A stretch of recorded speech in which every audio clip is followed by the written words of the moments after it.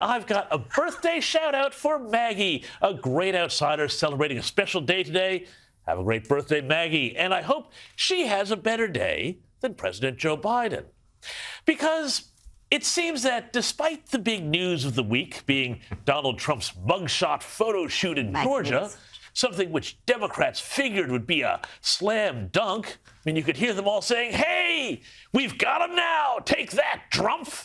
Well, it turns out Joe Biden is the one who is attracting the boos of an ungrateful nation.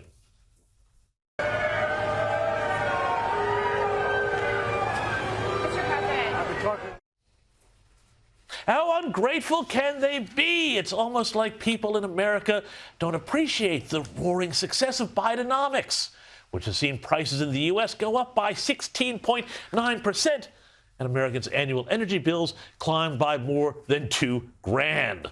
Now, this was just the start of a bizarre driveway press conference the president held at the multi-million-dollar Lake Tahoe compound of a billionaire climate investor where the Bidens have been hiding out for the last week or so.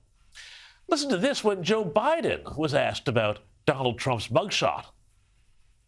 I did see it on television. What'd you think? Handsome guy. Wonderful guy. Handsome guy. Okay, well, that was very gracious of him.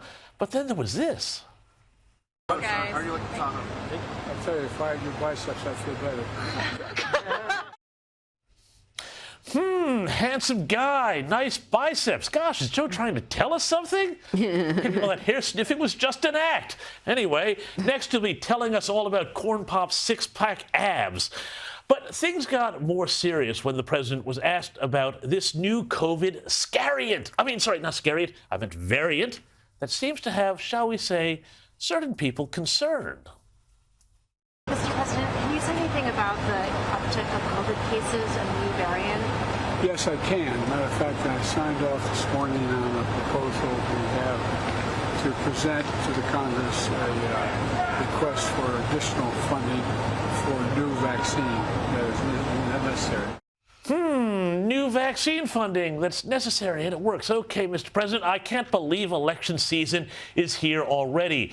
But it is very interesting comparing Joe Biden, who doddered through some weird semantics while being booed in the driveway of his borrowed holiday house, and the reaction to Donald Trump, who just a few hours prior to that incident was booked in and released from an Atlanta jail and was able to deliver these much more coherent remarks. Really believe this is a very sad day for America. This should never happen.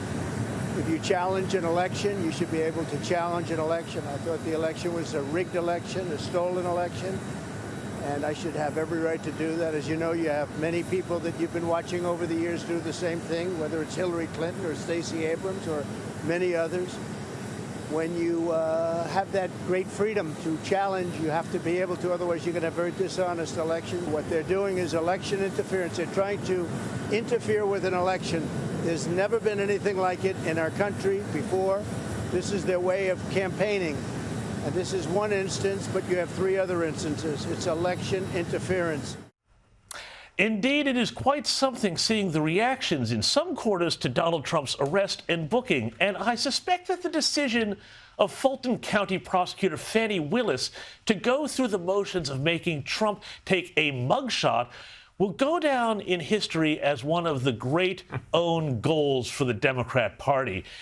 Because while all the Trump haters may think that the mugshot, the photo, instantly became an icon for all of the people who like Donald Trump, and also for the situation that we have where he is now being portrayed quite correctly as a martyr to a corrupt political system that is trying to put him in jail while letting the corrupt ruling family, the Bidens, walk free. And note that in Georgia, they're accusing him of being a criminal. This is what the case is all about, for questioning an election and trying to find votes.